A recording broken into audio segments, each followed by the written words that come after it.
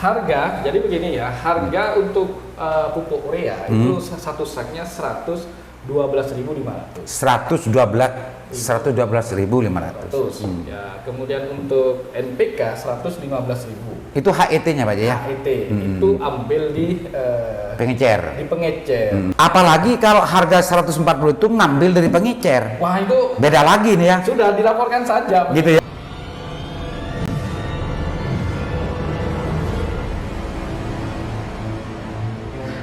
Assalamualaikum warahmatullahi wabarakatuh. Kembali berjumpa dengan saya Lemna Haris. Pemirsa, kita akan menindaklanjuti dulu yang sempat kita bicarakan dan sandasan terkait dengan persoalan problem yang ada di pertanian. Dulu kita sempat bicara dan bahas secara detail tentang masalah sal-salnya dan salbutnya Poktan. Keluar Perbud nomor 21 tahun 2023, itu renkarnya Pak PLT Pak Muhni, dan sampai di mana hari ini itu progresnya dan pelaksanaannya untuk penentuan Poktan.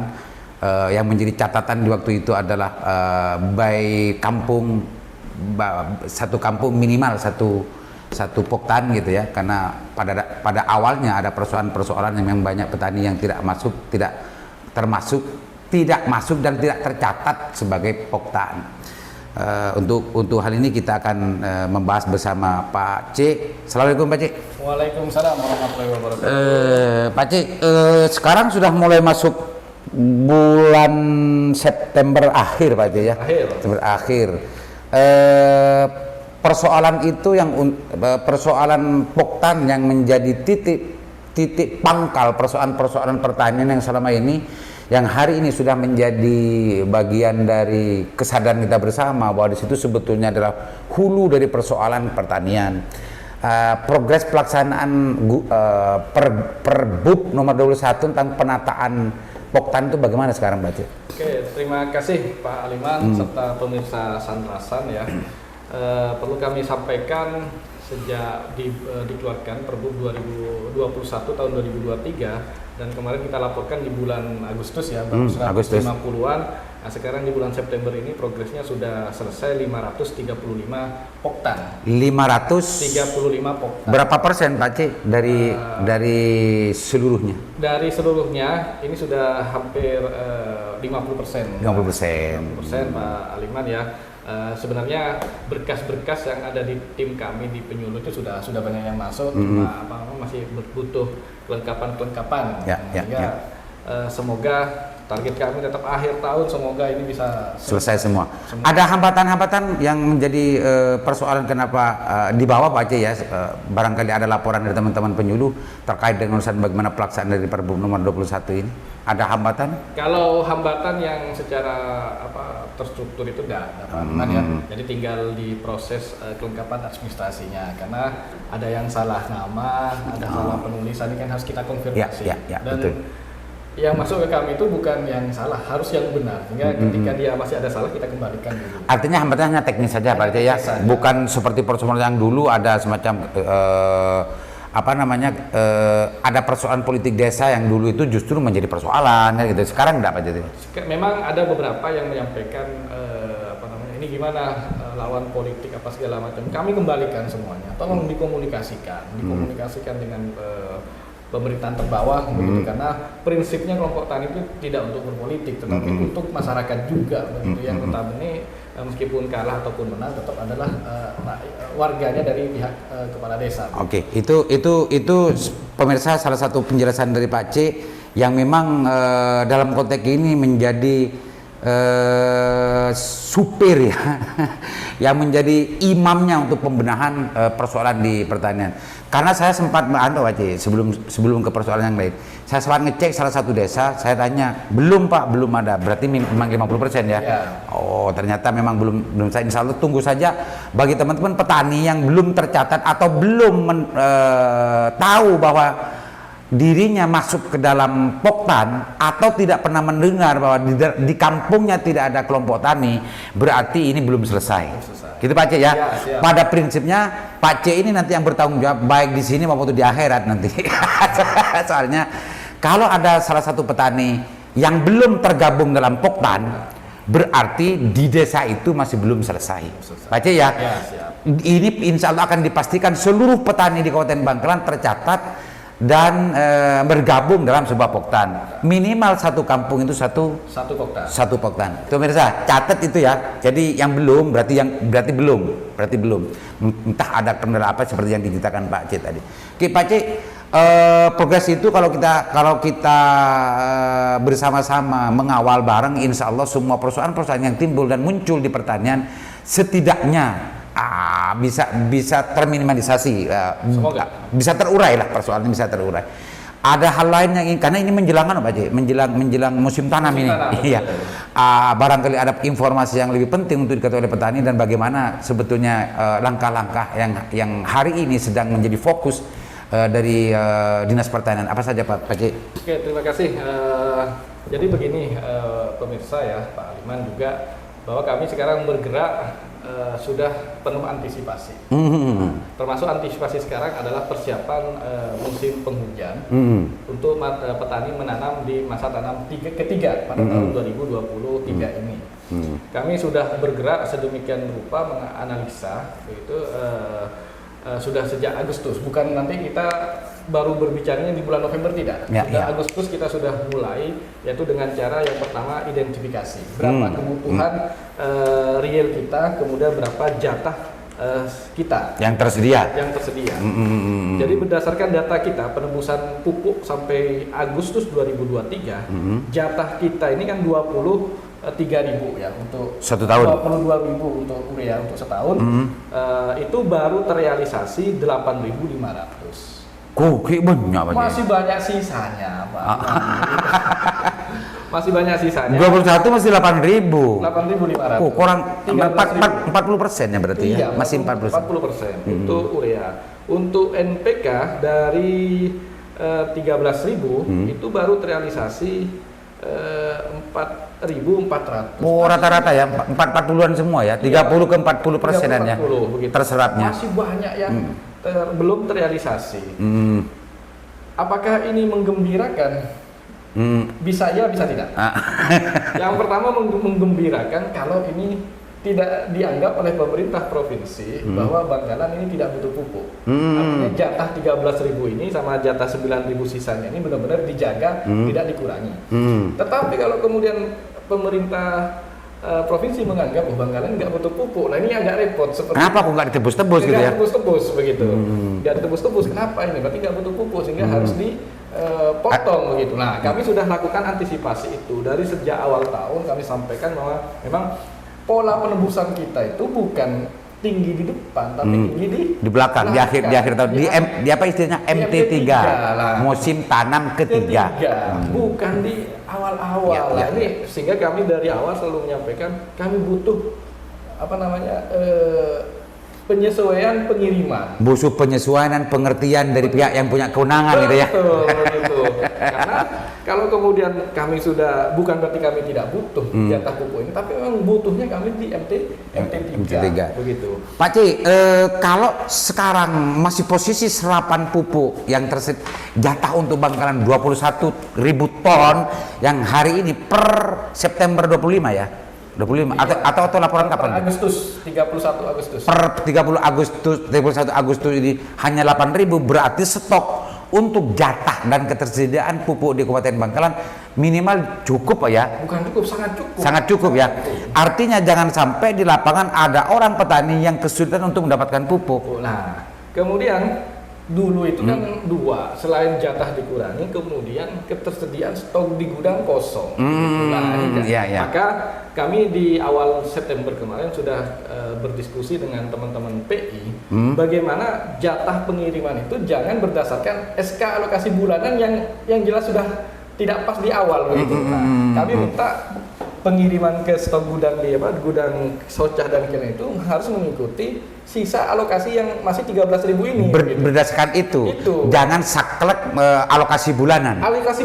Dan itu disanggupi ya.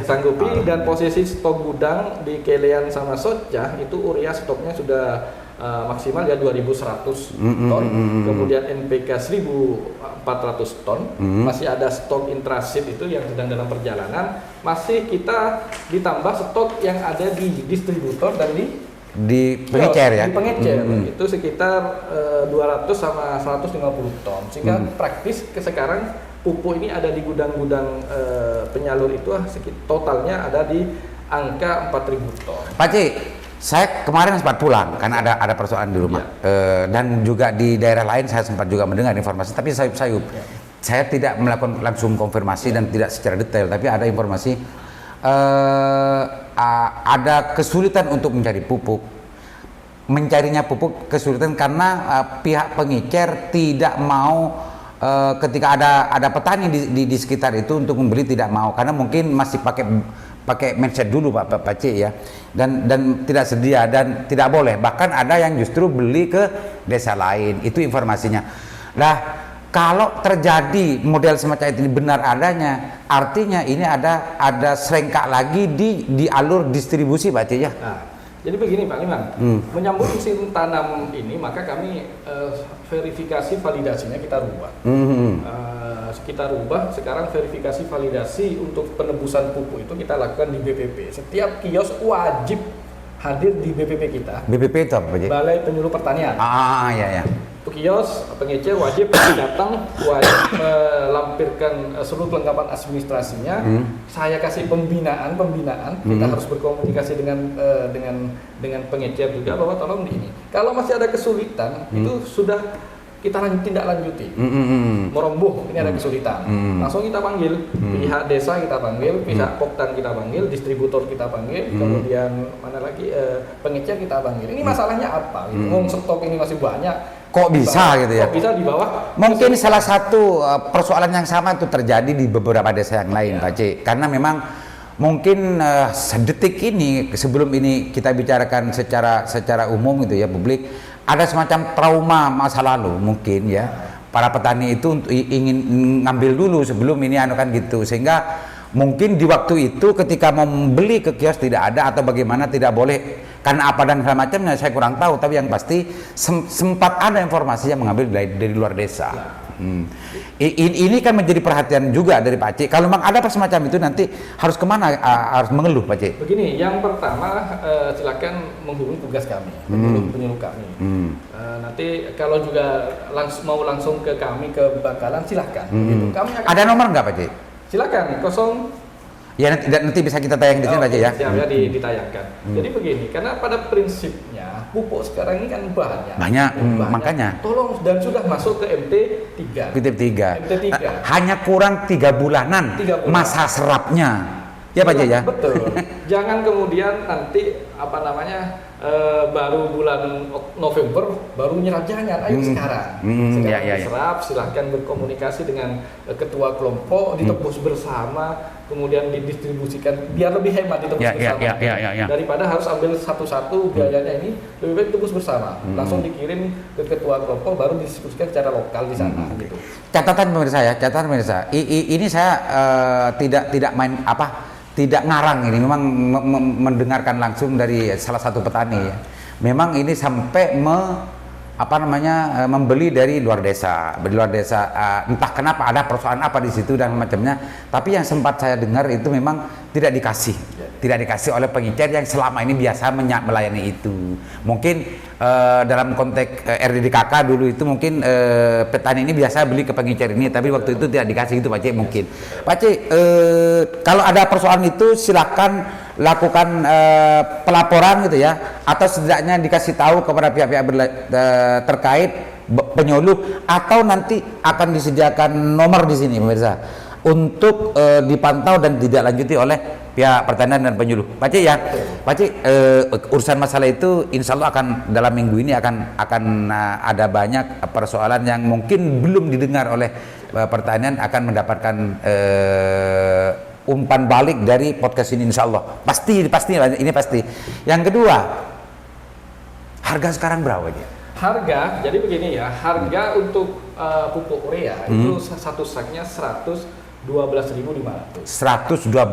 112.500. Ya, kemudian untuk NPK 115.000. Itu HET-nya Pak ya? HET itu ambil di pengecer. Di pengecer. Kalau kemudian butuh minta anter, kemudian minta transportasi nyampe di depan rumah segala macam, itu kan ada biaya tambahan. Biaya tambahan itu tidak ada ketentuan. Dikomunikasikanlah yang pas. Tetapi kami menghitung tidak mungkin dari 12.500 menjadi 150. Itu nggak mungkin. Nggak mungkin. Terlalu mengada-ngada. Meskipun tidak ditentukan secara pasti untuk mengakomodir biaya transportasi dari pengecer ke tempat petani. Tapi kalau sampai 140-50 sudah enggak, ini pasti ada permainan Pak ya. Nah, begitu ya. Makanya kami sampaikan ke waktu verbal itu wis jujur aja berapa ada yang jadi kita minta ya kalau memang mau seperti itu tolong siapkan nota yang berbeda. Nota harga dengan nota pengiriman itu harus dibedakan, tidak boleh jadi satu. Apalagi kalau harga 140 itu ngambil dari pengecer. Wah, itu beda lagi nih ya. Sudah dilaporkan saja. Gitu ya. Laporkan saja.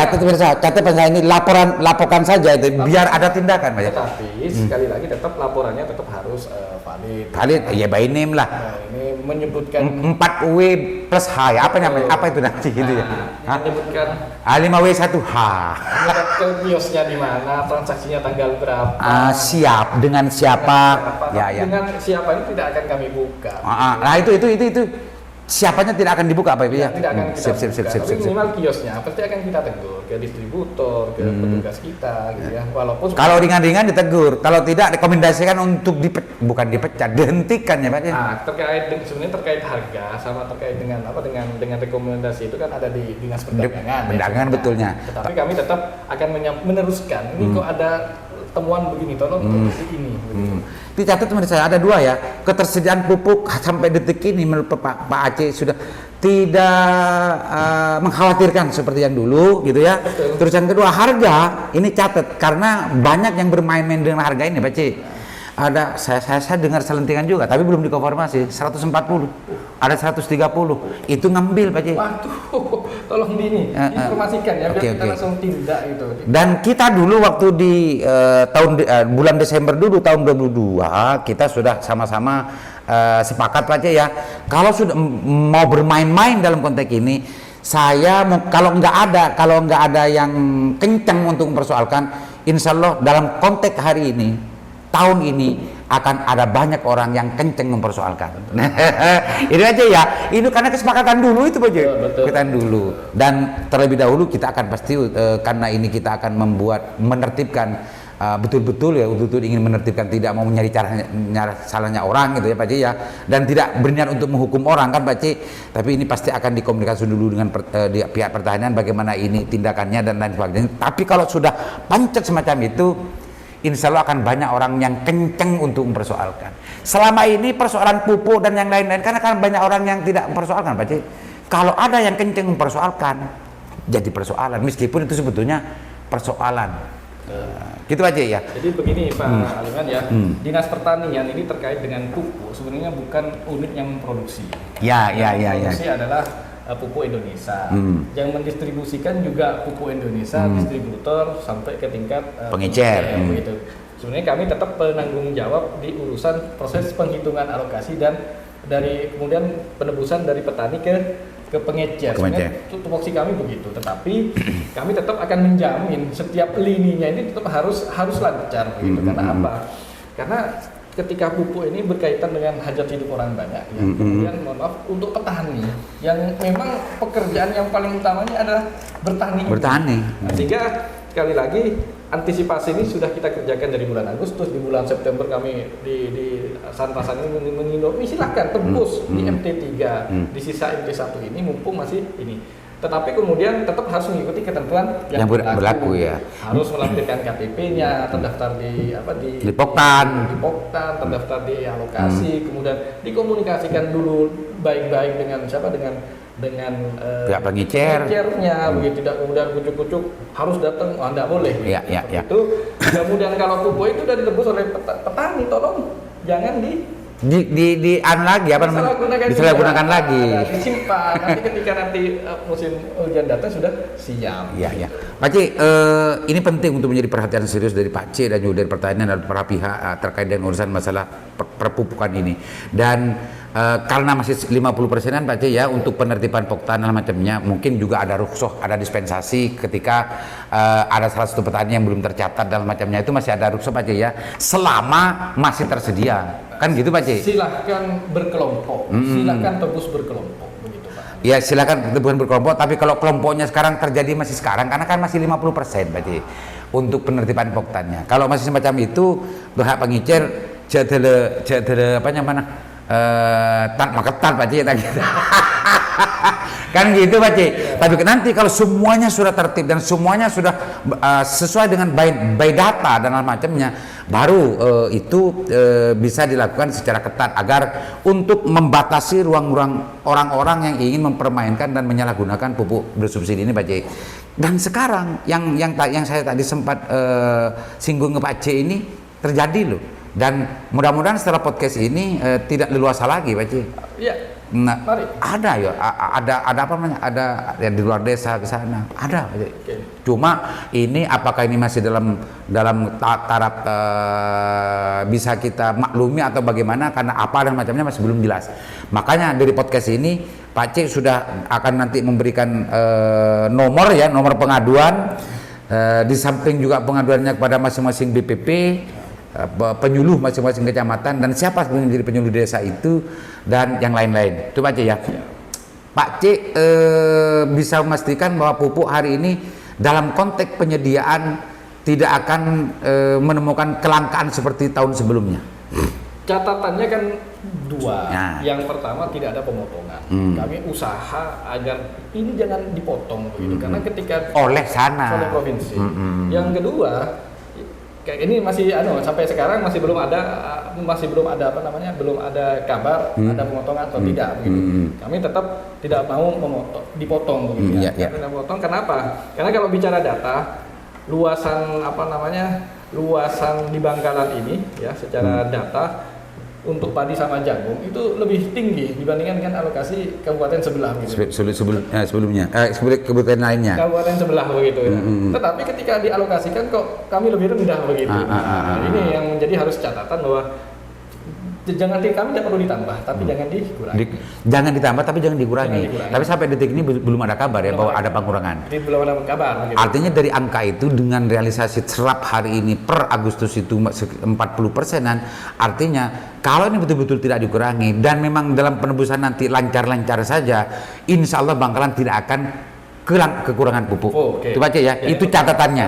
Yang kedua kan sudah kita antisipasi bahwa stok gudang harus penuh terus begitu, dan kita sudah berkomitmen dengan PI, dan PI dalam waktu dekat ini akan ke Bangkalan untuk menindaklanjuti berapa butuh realnya per rate satu mingguan itu berapa begitu. Seperti itu Pak Liman. Jadi dua antisipasi ini yang tinggal tetap berharap untuk antisipasi pertama, kita sudah kirim surat 3 kali dengan Pak PLT itu jangan dipotong. Oke. Pak C, Pak PLT, Pak PJ, ini Pak C. Mitra saya untuk bagaimana membenahi pertanian di Kabupaten Bangkalan. Pertanian ini juga menjadi persoalan yang menaun sejak dulu. Karena kalau setiap musim tanam ketiga ini biasanya ramai gaduh dengan demo. Karena masyarakat banyak mengalami kelangkaan pupuk dulu, dan sekarang sejak tahun kemarin hasil FGD dan juga hasil banyak diskusi dengan teman-teman pertanian, kita melakukan langkah termasuk juga keluarnya Pergub nomor 21 untuk bagaimana mengurai persoalan yang ada di pertanian. Dan insya Allah dalam tahun ini mudah-mudahan meskipun tidak selesai, masih 50%, tahun 2023 ini urusan poktan yang baik kampung per kampung satu poktan insya Allah selesai Pak C ya. Dan mudah-mudahan urusan perpupukan dan yang program-program yang lain di Kabupaten Bangkalan tidak ada persoalan lagi. Barangkali ada hal lain yang ingin lebih tegaskan Pak C terkait dengan urusan masalah perpupukan dan yang perpoktanan, silakan Pak C. Jadi begini ya, perbaikan kita itu kan yang berat itu yang pertama revitalisasi Poktan Ya. sudah jalan ya. Kemudian perbaikan tata kelola pupuk ini akan diuji di MT3. Ya, Kalau ya. MT1, MT2 tidak bisa teruji, akan teruji di MT3. 3. Ketika MT3 ini tidak ada permasalahan, berarti tata kelola kita yang sudah perbaiki itu real, hasilnya ada gitu. Kemudian yang ketiga pemetaan peta sawah ini Pak Aliman yang kita akan diskusi lebih detail lagi karena kita sudah mengidentifikasi di 12 kecamatan itu ada hampir 300.000 peta sawah yang harus kita identifikasi. Kalau itu sampai udah selesai, wah luar biasa data yang kualitas data yang kita miliki. Gitu. Nah di tengah upaya kita berusaha ternyata apa yang kita kerjakan sudah didengar oleh pemerintah Kementerian Pertanian. Jadi kemarin sempat menghubungi kami, tolong dijaga, tolong perbaikan-perbaikan itu tolong terus dilanjutkan begitu karena itu semua demi kepentingan petani dan masyarakat. Kalau kemudian nanti sudah teruji sampai MP3 tidak ada gejolak, apa yang sudah kita lakukan ini akan direplikasi di daerah-daerah lain di Madura begitu Pak Aliman. Sehingga ini bukan hasil kerja kita, tapi bukan hanya kerja kami, tapi kerja kita semua. Pak Aliman yang mendorong kami, masyarakat yang petani yang tidak proaktif untuk merevitalisasi itu semuanya. Tapi mohon mumpung masih ada waktu, mari kita tebus. Kemudian yang masih ada masalah-masalah, tolong diinformasikan ke kami biar kami bisa bantu identifikasi bagaimana solusi permasalahannya. Begitu. Mumpung sekarang masih bulan September, Oktober, menjelang Oktober. Seperti itu. Itu Pak Haji ya. Menurut saya catatannya persoalan pupuk, persoalan distribusi pupuk jangan khawatir kalau melihat dari ketersediaan dan data serap per Agustus Bangkalan tidak akan kekurangan pupuk. Dan ini yang berbicara ini bukan orang tani tapi memang orang yang mengurusi persoalan ini. Yang kedua, harga pupuk urea itu 112. Bisa kalau memang ada semacam komitmen dengan pihak pengecer untuk diantar macamnya bisa saja lebih daripada itu, tapi jangan sampai 140 sampai 30. Kalau itu pasti ada permainan. Dan kalau ada hal-hal yang semacam ini kurang